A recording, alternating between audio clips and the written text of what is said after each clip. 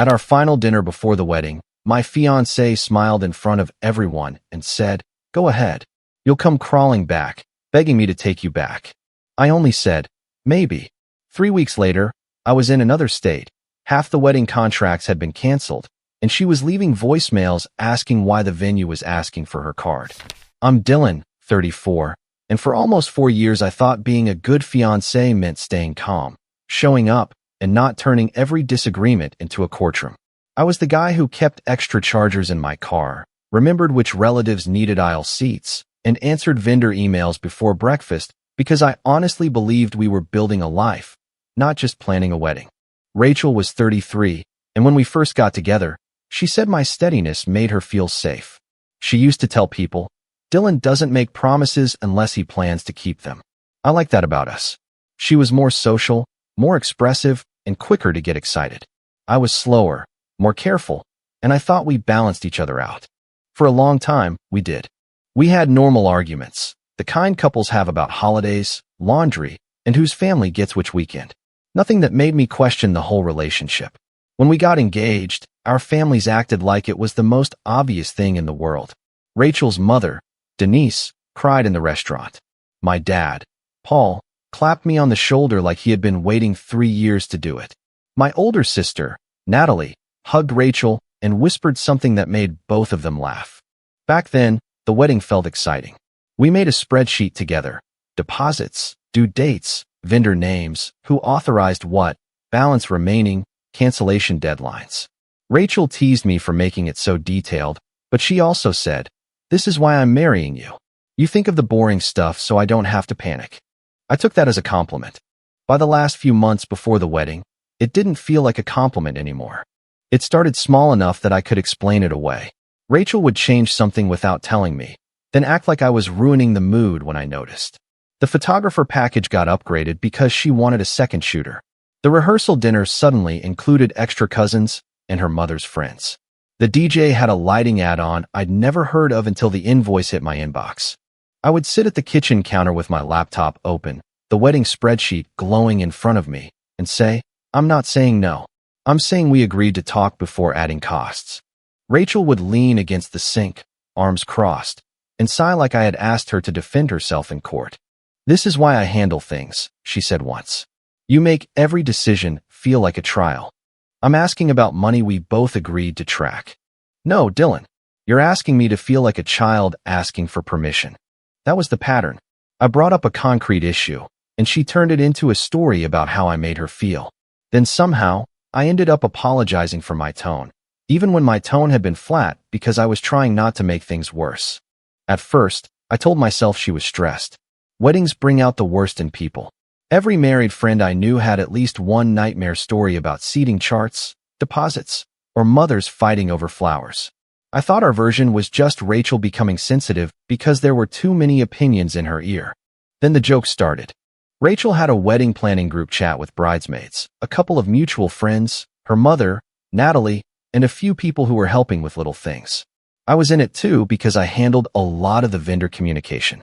Most of it was harmless. People sent flower photos, dress reminders, hotel links, and tux fitting times. But every now and then, Rachel would make a comment that landed wrong. When I asked if the hotel block guarantee had been updated, she wrote, "Everyone thank Dylan, our in-house risk department." Someone sent 3 laughing emojis. When I asked whether the rehearsal dinner count was final, she wrote, "See, this is why I need husband energy, not assistant manager energy." Ben, one of our mutual friends, replied, "LOL, poor Dylan." Mara, one of Rachel's bridesmaids and someone I had always liked, didn't respond. I tried to laugh it off. I really did. Nobody wants to be the guy who can't take a joke. But jokes have a direction. After a while, I realized they always pointed at me. One night, Rachel left her tablet on the couch while she was in the shower. I wasn't snooping. The screen lit up because a message preview came through, and my name was right there. Kara, Rachel's maid of honor, had written, "He's such a spreadsheet husband already." Rachel responded, "He'll be fine once he learns I'm not marrying him to have a roommate with benefits." Then another message came in before the screen went dark. "Rachel, he needs coaching. Backup stability is still stability." I stared at that line for a long time. Backup stability. When Rachel came out in her robe, drying her hair with a towel, I asked, "What does backup stability mean?" Her face changed for half a second. Not guilt exactly. More like annoyance that I had seen something not meant for me. "It's just venting," she said. "Do you vent by calling your fiancé backup stability?" "Oh my God, Dylan." She tossed the towel onto the chair. "Every bride vents. Do you want me to have no private space at all?" I wasn't digging through anything. It popped up. "Then maybe don't read things that aren't for you. That's what you're focusing on." She looked at me like I was exhausting her. "I'm focusing on the fact that I can't even have a moment of frustration without you turning it into evidence." I almost said, "Evidence of what?" But some tired part of me already knew the answer. Around that same time, Noah started showing up in conversations more often. Noah wasn't an ex, exactly, but he was a guy from Rachel's past who had always hovered on the edge of things. They had known each other for years. He was the kind of man who commented fire emojis under engagement photos and called it harmless because he was just hyping people up. Rachel said he was funny. She said he understood excitement. She said I was too suspicious because I didn't know how to let people be friendly. I never accused her of anything inappropriate. That wasn't the point. The point was that she used him like a mirror she could angle at me whenever she wanted me to feel dull. One night, we were folding programs at the dining table. Rachel's phone buzzed, and she smiled before flipping it face down. "Noah?" I asked. Her smile vanished. "Don't start." "I'm not starting. I'm asking." He said the preview photos looked beautiful. "At 11:40 at night?" "Oh, here we go." "Rachel, I'm asking for a boundary. I'm not telling you who you can know." She leaned back in her chair. At least no one knows how to make a woman feel chosen. That one hit so cleanly, I didn't have a comeback right away. When I did speak, my voice was quiet. "Then why are you marrying me if I make you feel so unseen?" She looked away first. "Don't be dramatic." The old me would have apologized for making the night heavy. I almost did. Instead, I gathered the programs into a neat stack and went to bed without finishing them. That was when I started preparing. I didn't make a speech. I didn't threaten to call off the wedding. I didn't tell Rachel, "You'll regret this," because that would have given her something to use. I just started looking at the reality underneath the romance. I saved invoices. I downloaded the contract copies from my email. I checked which deposits were paid from my account, which cards were authorized for future payments, and which balances had my name on them.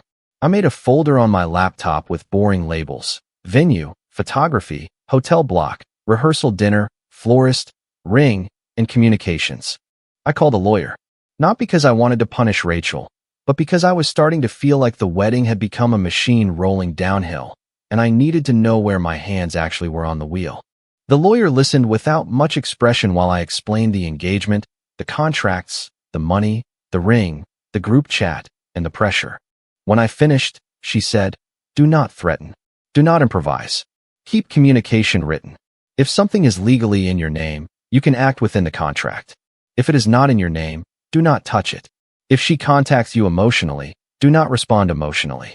"That sounds cold," I said. "It sounds clean," she replied. "Cold is better than reckless." I told Natalie before anyone else. We were sitting in her kitchen, the dishwasher humming behind us, while her kids watched TV in the other room. I expected her to tell me to fight harder or give Rachel one more chance. Instead, she sat across from me and said, "You don't need a dramatic exit. You need a clean one." I don't know if I'm overreacting. Natalie's face softened, but her voice stayed firm. "Dylan, people who respect you don't test how much disrespect you'll survive." That stayed with me. My dad was less wordy. Paul had never been great with feelings. He could fix a porch railing, change an alternator, and sit through an entire meal without saying more than 12 words. But when I told him I was worried about marrying Rachel, he took a long breath and looked out the window. "I stayed too long once," he said. That was all at first. Then he added, "If you leave, leave straight. Don't slam doors. Don't throw words you can't pick back up. Just go straight." I nodded. He clapped my shoulder the same way he had the night I got engaged, only heavier this time. "Son, don't run from a woman. Walk toward your life." I had an out-of-state opportunity one had put on hold because Rachel said moving would ruin the wedding timeline. It wasn't a fantasy escape. It was practical: better money, a new team, a chance I had talked about before we got buried under wedding logistics. When I first brought it up months earlier, Rachel cried and said, I can't believe you'd make me plan a wedding while worrying you might drag me somewhere else. So I delayed it. Now I kept the email flagged in my inbox and looked at it at night like it was a door I wasn't sure I deserved to open. The dinner happened 2 weeks after I met with the lawyer. Rachel called it a wedding planning dinner, but the second she said, "People are worried about your attitude," I knew it wasn't about planning. It was in a private room at a restaurant, the kind of place families use when they want a gathering to feel classy enough that nobody raises their voice. Denise was there. Kara was there. Mara and Ben were there. Natalie came because Rachel had personally texted her. "I think Dylan needs family support right now." A few others from the bridal party were there too. On the drive over, Rachel kept fixing her lipstick in the visor mirror. "Please don't make it weird tonight," she said. I glanced at her. What does that mean? It means don't take everything personally. That's a strange thing to say before dinner. She snapped the mirror shut. It's only strange if you're planning to be difficult. When we got there, Kara hugged Rachel too tightly and looked at me over her shoulder. Not angry exactly. Expectant. Like she was waiting for a show to start. Dinner began politely. People talked about centerpieces, hotel rooms, and whether the seating chart should put older relatives away from the speakers. I answered when asked. I smiled enough not to make Natalie worry.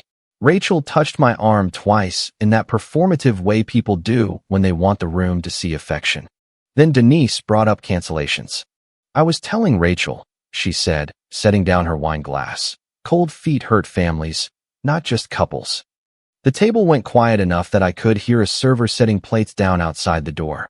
I said, "Then we should probably stop treating concerns like betrayal." Rachel laughed lightly, but her eyes hardened. "See? This is what I mean. Everything becomes a statement." Kara jumped in. "I think people are just trying to understand if you're actually excited to get married." "I was excited," I said. Rachel tilted her head. "Was?" Ben stared into his drink. Mara stopped smiling. Natalie shifted beside me, and I felt her foot touch mine under the table. A warning. Or support. Maybe both. Rachel leaned back and gave the room a sad little smile. "Dylan is reliable. I'll always give him that. Reliable, if you don't expect fireworks." A few people laughed awkwardly. She continued, "He's the kind of guy who will make sure your oil gets changed, but somehow make you feel guilty for wanting romance." I looked at her. "Rachel." "What?" "I'm complimenting you." "No, you're not." Denise said, "Dylan, don't be so sensitive." Rachel's smile sharpened. "I'm just saying, sometimes I feel like I need a husband, not a man I have to keep coaching." Natalie straightened. "That's enough." I lifted one hand slightly, asking her not to step in. Rachel saw it and laughed. "See? Even now he needs his sister ready to rescue him." Heat moved up my neck, but my hand stayed still on the table. Rachel looked around, gathering courage from the attention. "Without me, you're just a decent guy nobody notices." That was the moment the room changed. Not because everyone defended me. They didn't. But the joke finally curdled. Ben's mouth opened, then closed. Mara looked down at her lap. Kara watched Rachel, not me. I pushed my chair back. Rachel said, "Are you seriously leaving?" I picked up my jacket from the back of the chair. She laughed, louder this time, because she still thought laughter would protect her. "Go ahead. You'll come crawling back, begging me to take you." I looked at her for a second. Not long. Long enough to understand that she meant it. Then I said, "Maybe." And I left. Nobody followed me immediately. That might have been the strangest part. I walked through the restaurant past people eating pasta, cutting steak, and laughing at normal tables, and no one in the world knew my engagement had just ended in a private room behind me. In the parking lot, my phone started buzzing before I reached my car. Rachel calling. Rachel calling. Rachel calling. Then Denise. Then Kara. Then Rachel again. I didn't answer. I sat in my car for 3 minutes with both hands on the steering wheel, breathing like I had just run upstairs. I wanted to text something cruel. I wanted to say, "You did this yourself." I typed it, stared at it, and deleted it. Instead, I opened a notes app and wrote down the time, who was present, and the exact sentences I remembered. When I got to Natalie's house, she opened the door before I knocked. "She's calling me too," she said. "I'm sorry. Don't apologize." She stepped aside. "You didn't give them the explosion they wanted." I slept on her couch.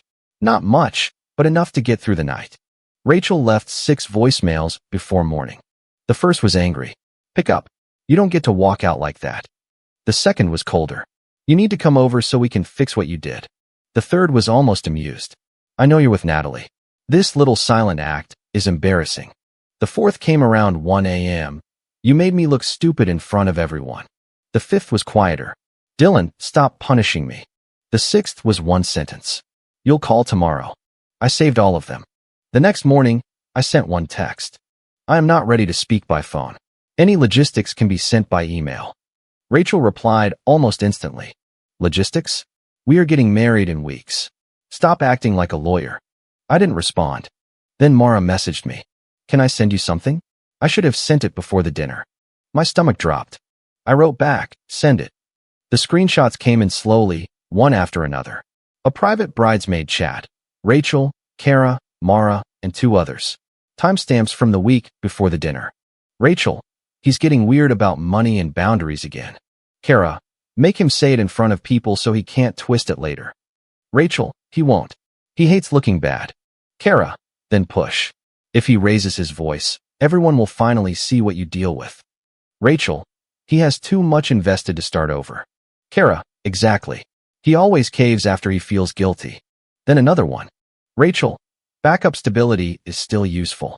I just need him to grow up after the wedding. My thumb hovered over the screen. Mara sent a message after the screenshots. I thought it was ugly venting. Then I realized she was setting you up. I'm sorry I stayed quiet. I sat at Natalie's kitchen table with cold coffee in front of me and read the screenshots again. The public insult hadn't been a moment that got away from Rachel. It had been part of a plan. Not a perfect plan, not some master criminal scheme, just a cruel, social little trap. If I yelled, I was unstable. If I apologized, she won. If I left, she would tell everyone I abandoned her and wait for me to crawl back because I had too much invested. For the first time in months, the confusion lifted. I texted Mara, no. It was a plan. She replied, I know. The deeper messages came later that day. Mara said there were more, and she didn't know whether to send them because they were worse, but not about the dinner. I told her to send whatever involved me, money, or the wedding. Those screenshots were the ones that made my hands go cold.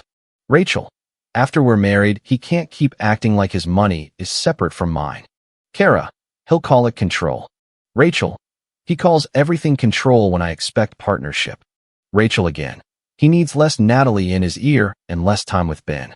Marriage means your spouse is the priority. Then Denise appeared in a screenshot Rachel had copied from a separate text. Denise, once you're married, he'll have to get on the same page. Men settle when the paper is signed. Rachel, that's what I'm counting on. I leaned back in the chair and stared at the ceiling. Natalie came in and saw my face. What? I handed her the phone. She read quietly. Her jaw tightened. Dylan, she said, this is not wedding stress. I know. This is a trap with flowers. That almost made me laugh. Almost. I forwarded everything to the lawyer. Her reply was short. Continue written communication only. Preserve all messages. Act only on contracts in your name or accounts you control. Do not debate motive. Then I opened the out-of-state offer and accepted it. My finger actually shook before I hit send. Not because I doubted the opportunity, but because accepting it meant I had stopped waiting for Rachel to become the person she used to be. I told Natalie. I told Paul. I told the lawyer. I did not tell Rachel. That sounds cold when I write it out. Maybe it was. But I had spent months giving Rachel advance notice of every concern, every hurt feeling, every boundary, and every worry. She had turned those warnings into material. So no, I didn't warn her that I was done being cornered. Over the next week, I became boring on purpose. I emailed vendors. To the venue coordinator, I wrote, please confirm cancellation under the terms of the agreement and send final balance or refund information in writing. I am withdrawing authorization for any future charges to my card. Rachel may contact you separately if she chooses to continue the booking under her own payment method. To the photographer, I wrote, please confirm that no further charges will be applied to my card after cancellation under Section 4 of the agreement. I will not authorize additional services I did not approve. To the hotel block contact, I wrote, please remove my card from any future guarantee and confirm whether the block can continue under a new payment method if Rachel chooses to proceed. The rehearsal dinner was the easiest emotionally because Rachel had expanded it without asking me, then told me, Your anxiety about numbers is not my emergency. I canceled only the part tied to my card. The restaurant confirmed there would be no additional charge beyond the non-refundable deposit already paid. Every email felt like cutting a thread. Not dramatic, not satisfying in the way people imagine revenge feels. More like cleaning up broken glass. Necessary, careful, and depressing. The engagement ring was handled through legal advice. I didn't throw it in a box or leave it on a doorstep. Rachel still had it, and my lawyer sent a formal letter about its return or resolution according to our state's laws and the circumstances of the ended engagement. I hated that part. It made something that had once meant love feel like a receipt. But by then, receipts were safer than memories. Then I sent one message in the wedding group chat. Rachel and I are no longer moving forward with the wedding. I'll handle any contracts legally in my name directly with vendors. Please don't contact me through this chat. I left immediately after sending it. My phone lit up anyway from individual texts. Ben, wait, what does not moving forward mean? Kara, this is incredibly cruel. Denise, call me now. Rachel, you did not just embarrass me like this. Rachel again. We are not over because you had one bad night. Then Ben again. Is this a pause or canceled? Natalie texted, proud of you. Don't answer anyone who wants a performance. So I didn't. Rachel assumed it was a bluff. I know because people told me later, and because her voicemails had a rhythm. For the first few days, she sounded irritated, like she was waiting for me to snap back into place. You're punishing me, she said in one voicemail. That's all this is. You got embarrassed, and now you're making everyone suffer. Another one. If you loved me, you would not let everyone watch me go through this. She posted vague lines on social media without naming me. Some people show you who they are when commitment gets real. Funny how fear looks like cruelty when the pressure is on. Praying for clarity and protection. People sent me screenshots. I asked them to stop unless she made a direct claim that affected me. Meanwhile, I packed. There is nothing cinematic about packing up your life while your canceled wedding still exists on other people's calendars. I took books off shelves and found little paper notes Rachel had written me years earlier. Can't wait to come home to you. You make ordinary days better. Don't forget oat milk. Some made me angry. Some made me sad. Some I threw away immediately because keeping them felt like arguing with a ghost. My dad came over one afternoon and helped me tape boxes. He didn't ask many questions. At one point, he held up a framed engagement photo and said, "This going?" I looked at it. Rachel's face was pressed against my shoulder, my hand around her waist, both of us smiling like the future had already agreed to be kind. No, I said. He nodded and set it gently in the trash bag instead of making a thing of it. The panic started when the vendors contacted Rachel. The venue emailed her first. I only know because she forwarded it to me with the subject line in all caps. What did you do? The coordinator's message was polite and devastating. The previous cardholder has canceled authorization for future payments. Please advise whether you'd like to continue the booking under a new payment method. Final balance deadlines remain unchanged if the event proceeds. The photographer sent something similar. The hotel block needed a card on file. The rehearsal dinner needed confirmation under Rachel's name if she wanted to keep the expanded guest count. Rachel called 17 times that day. I let them go to voicemail. Pick up. Then, you're really going to destroy everything because I said one stupid thing? Then, the venue emailed me. Why would you cancel the payment? Then, Dylan, stop hiding behind email and be a man. Then, after midnight, crying. Please just pay the venue so I can figure things out. You know I can't cover all of that right now. I listened once, saved the messages, and replied by email in the morning. I did not cancel anything that was not legally mine to cancel. I withdrew my authorization for future charges and canceled contracts held in my name under their stated terms. Any event you choose to continue can be arranged directly between you and the vendor. She replied within 3 minutes. You sound like a stranger. I typed, you made me into one, then deleted it. Instead, I wrote, please send remaining logistics by email. That was when her public story changed. At first, Rachel framed me as emotional, then afraid, then cruel. Once money got involved, she started telling people I had abandoned her without cause and sabotaged the wedding to humiliate her. Denise called me and left a voicemail saying, a wedding is bigger than one argument. Do you understand how humiliating this is for Rachel? You should have talked to the families before pulling money. I almost laughed at that part. Talk to the families. Rachel had humiliated me in front of them. Denise had watched it happen and called me sensitive. Still, I waited until the lie reached my family. When Paul got a call from one of Rachel's uncles asking why his son had run off and left a bride with bills, I knew silence was no longer dignity. It was allowing other people to write the record. So I sent an evidence packet.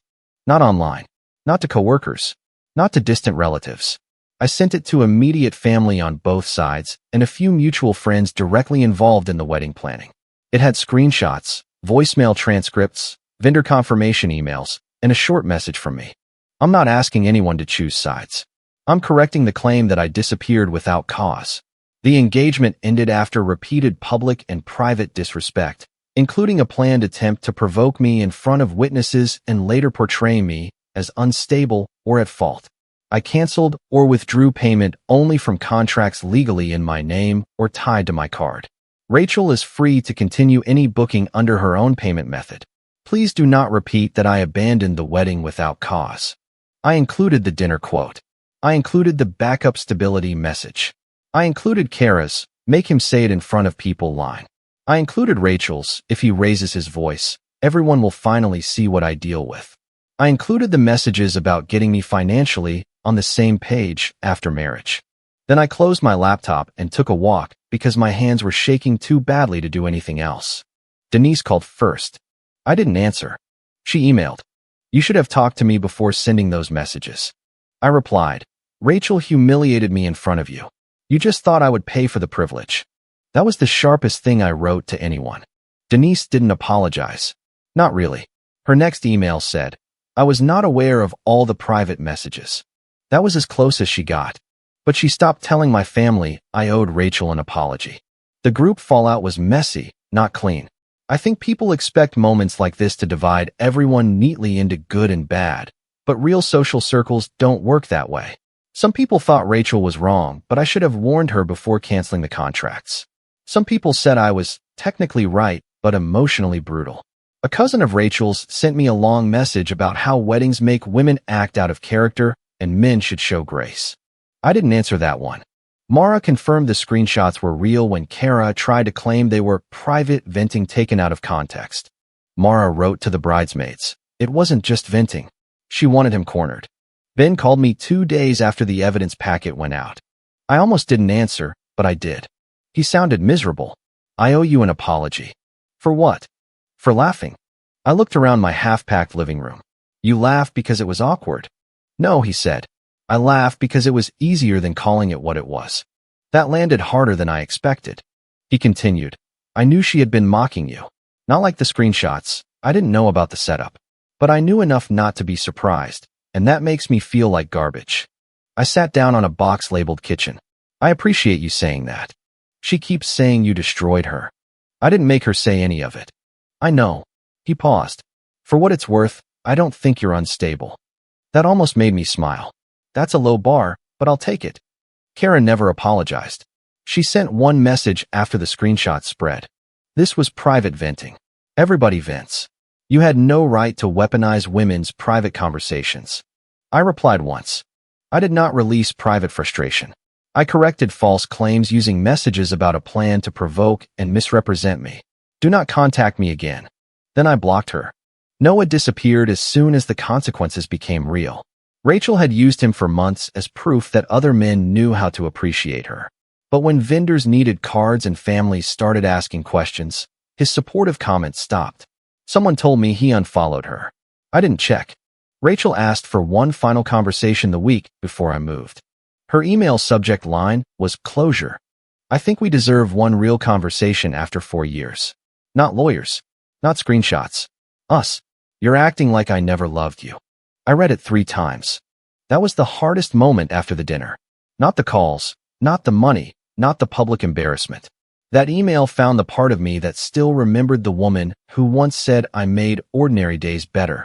I wanted to believe there was a version of the conversation where she understood what she had done. I wanted to hear her say, without a performance, I hurt you because I thought you wouldn't leave. But wanting something doesn't make it likely. I replied, I will not meet or speak by phone.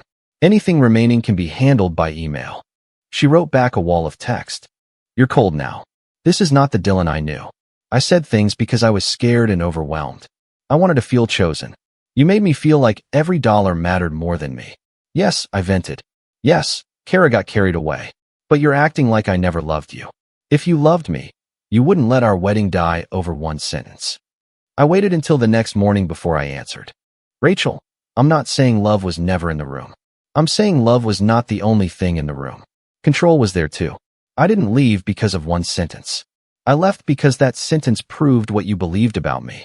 You didn't lose me because I left. You lost me when you thought humiliating me was safe. I added the remaining logistics. The ring letter would go through legal channels. Vendors had already been notified. Future contacts should remain written, and I would not discuss reconciliation. She replied, You embarrassed me. That was all. For a second, I actually felt sorry for her. Not enough to go back. Just enough to understand that even after everything, the humiliation mattered more to her than the harm that caused it. Moving was ugly in the normal ways. I dealt with forwarded mail and address changes. My life was boxes that all seemed to contain things I needed immediately. I stayed in a temporary room that smelled like fresh paint and old carpet. I ate takeout sitting on the floor because I couldn't find the silverware and got lost in a new grocery store, walking the wrong way down every aisle. On the day that would have been our wedding, I woke up before my alarm. For a few seconds, I didn't know why my chest felt heavy. Then I remembered. Somewhere, in another version of my life, I would have been putting on a suit while people fussed over flowers and timelines. Rachel would have been getting her makeup done. Denise would have been crying for photos. Natalie would have been watching me carefully, trying to decide if I was happy. Instead, I was in a sparse room in another state with unopened boxes stacked against the wall and a paper bag from a takeout place on the counter. It wasn't the happiest day of my life. It was the first quiet one I'd had in months. My lawyer sent one final email confirming there were no active vendor obligations remaining under my name beyond what had already been settled. The ring issue was being handled formally. Rachel had stopped calling after one last voicemail the night before. I played it once. Her voice was tired. I hope someday you realize how cruel this was. There was a pause, like she expected me to answer through the silence. Then she whispered, Please just call me. I deleted the voicemail after saving the transcript with the others. Then I blocked her number. I didn't post anything. No quote about freedom. No picture of a sunset.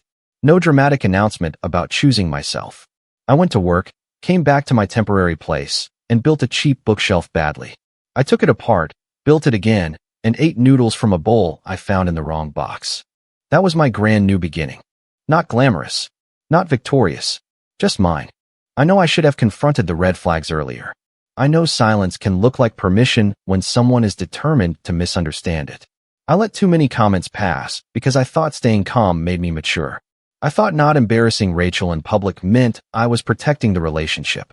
What I was really doing was teaching her that I would absorb disrespect as long as she wrapped it in a joke. But I also know I didn't create the consequences by refusing to fund them forever. Rachel dared me to leave because she believed I was too invested, too ashamed, and too predictable to do it. She thought my patience was dependence. She thought the wedding, the deposits, the relatives, the group chat, and the image of being the difficult man would keep me standing there while she chipped away at me in public. For a while, she was right. Then she wasn't. I didn't walk away because I stopped caring about the life we almost had. I walked away because I finally understood that the life she was planning required me to become smaller after the wedding, not safer.